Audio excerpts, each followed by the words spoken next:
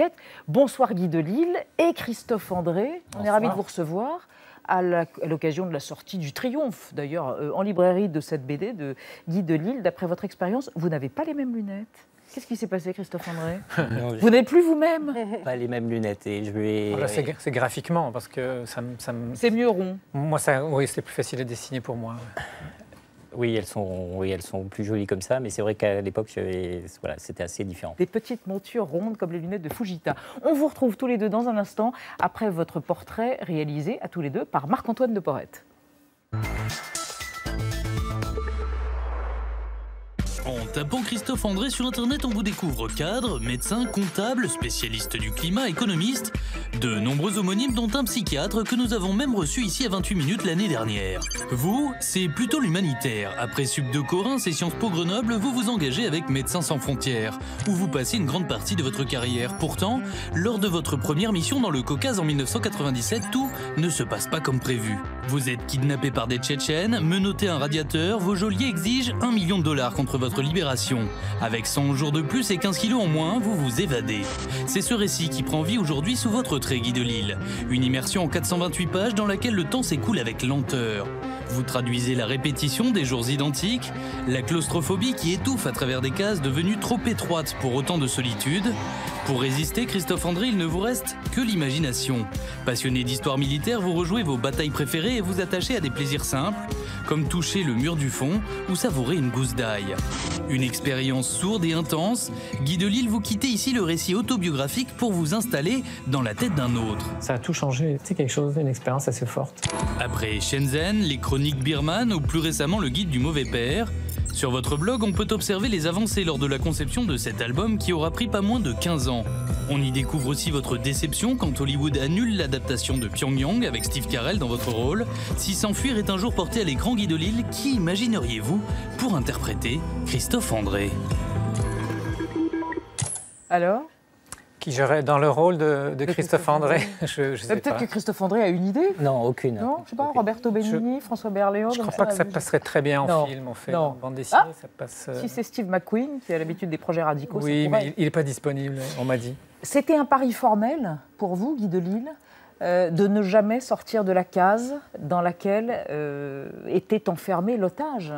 Vous racontez la vie. C'était une des contraintes du livre, oui, parce que comme il a passé la plupart de son temps dans une pièce menottée, je savais que je me confrontais à ça, mais son récit était tellement fort que ça prenait le pas sur le dessin, sur la mise en scène et tout ça, que j'ai essayé de garder assez sobre pour justement mettre le récit au premier plan. Le récit et le passage du temps que vous avez enduré, ces fameux 111 jours, Christophe André?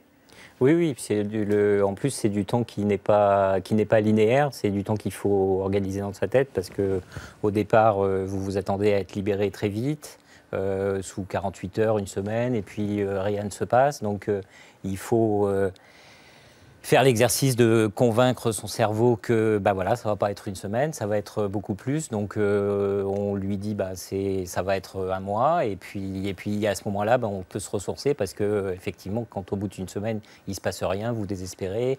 Mais le fait d'après de repartir sur des périodes plus longues, ça permet de beaucoup mieux vivre. C'est ce que vous appelez la différence fondamentale entre le statut de prisonnier et le statut d'otage. Oui, forcément, là, on est dans un mois, j'ai eu la chance que ça dure moins de 4 mois, mais pour ceux pour qui ça a duré 3 ans ou 5 ans, voilà, on n'imagine même pas, et le temps, lui, est complètement sans limite, alors que quelqu'un qui est par exemple en prison sait à quel moment il va être libéré. En tout cas, il a vraiment une échéance qui lui permet au moins de se structurer, alors que là, c'est absolument pas possible. Quand le livre est sorti, vous l'avez lu ou vous avez revécu ça? Ça a été dur, c'était traumatisant, ou bien vous étiez devenu étranger à votre propre histoire? Non, alors on l'a travaillé ensemble d'abord. Je n'ai pas attendu que le livre soit sorti. Il y a ces entretiens multiples. J'ai raconté à Guy, il l'a traduit en images, et puis moi on l'a revu ensemble, on a travaillé ensemble, c'est une vraie collaboration. Et puis, moi, j'ai aucun problème à en parler. C'est vrai que pendant 20 ans, à un moment donné, on passe à autre chose, on reprend sa vie, on travaille, reprend sa vie chez Médecins sans frontières. Voilà, on reprend la même vie, mais en ayant vécu ça. Mais pour moi, c'est absolument pas une période négative, enfin une aventure négative. D'ailleurs, si c'était une aventure négative, cet album n'existerait pas. Ouais. Parce que la manière dont ça s'est terminé, quelque part, a balayé toutes les souffrances. Alors, qui ont pu se comment passer, est-ce que ça s'est terminé pour les gens qui ne vous connaissent pas ou qui ne s'en souviennent plus ou qui étaient trop jeunes à l'époque? Vous vous êtes évadé, ce qui est rarissime. Voilà, c'est-à-dire qu'une après-midi, ils ont oublié... Ils, c'était quoi, des Tchétchènes? Oui, kidnappeurs c'était des Tchétchènes, donc Ouais. les ravisseurs, les gens qui me détenaient. Ils m'ont laissé sans menottes au radiateur. Et donc, vous vous retrouvez dans une pièce où là, vous vous êtes complètement libre. Et la porte qui donnait sur le reste de la maison n'est pas une porte... contrairement à ce qui se passait avant, n'était pas verrouillé. Et donc voilà, j'ai pu l'ouvrir et me glisser à l'extérieur de la maison et dans la rue. Et puis voilà. Et là, vous vous sauvez, mais sans courir, pour ne pas trop attirer l'attention. Voilà. Alors, imaginez la situation. Vous êtes donc il fait nuit. Vous êtes dans une rue tchétchène. Donc vous ne parlez pas la langue. Vous ne parlez pas la langue. La première fois de votre vie, vous ne savez pas du tout où vous êtes, à part que vous êtes en Tchétchénie, mais où, dans quelle ville, dans quel village, ça, mystère. Donc il faut marcher évidemment sans se faire remarquer. La seule fois où je me suis fait remarquer, c'est en traversant un pont sur un canal. Il y a un Tchétchène qui était là et qui était en train de fumer et puis moi je suis passé devant lui sans le regarder avec ma capuche relevée sur la tête et il m'a parlé, il m'a demandé quelque chose et puis voilà, je suis passé et surtout j'ai espéré qu'il n'insiste pas et c'est ce qu'il a fait et heureusement pour vous. Et heureusement pour vous.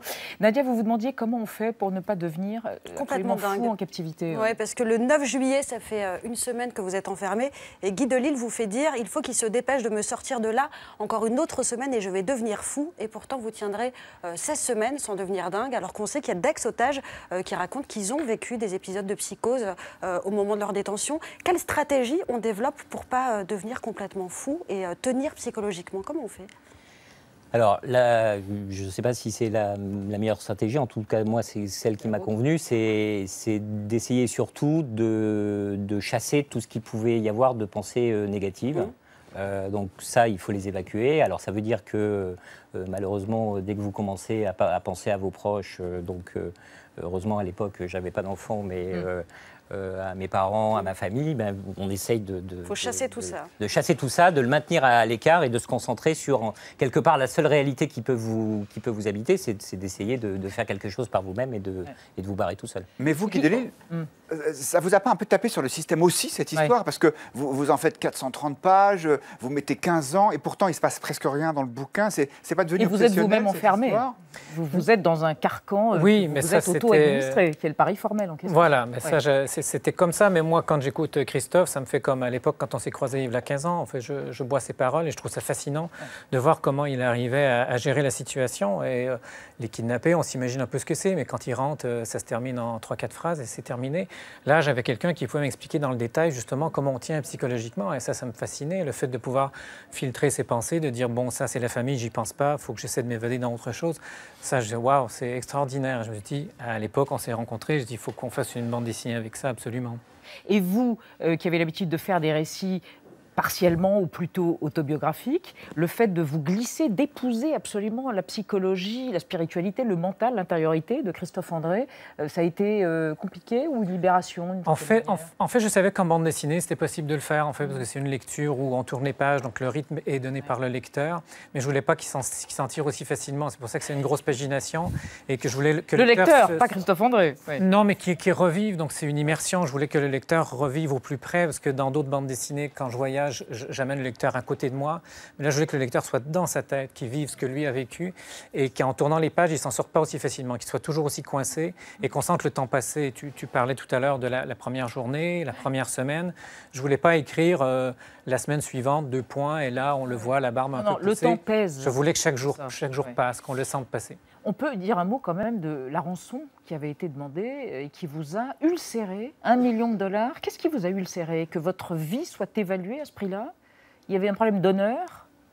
Oui, alors pour moi, ce qui était important, et encore une fois, je parle pour moi, pas pour l'ensemble des otages, chacun a sa manière de le vivre. Le moment le plus humiliant et le plus, quelque part, si on m'avait tapé sur la tête, ça aurait été la même chose, c'est justement quand ils m'ont donné le montant de la rançon, $1 million. Et alors je sais pas encore pourquoi aujourd'hui, mais c'est vraiment le moment où j'ai trouvé ça, j'ai passé, après les jours qui ont suivi ont été absolument, on se sent encore plus misérable que ce qu'on est. Ce qu'il faut comprendre, c'est que vous êtes réduit à un état de marchandise, c'est-à-dire que vous, quelque part, c'est même pour aller aux toilettes, ce sont d'autres qui décident à votre place. Et donc en plus, on vous rajoute cette somme exorbitante. Qui aurait pu ruiner l'association. Ruiner, non, mais enfin, on part pas dans l'humanitaire. Voilà, c'est pas on essaye de faire attention à l'argent qu'on dépense, etc. C'est important. En plus, moi, j'en étais responsable de cet argent justement sur la mission. Oui, l'ironie des choses. Donc, j'étais aussi une première mission, donc avec beaucoup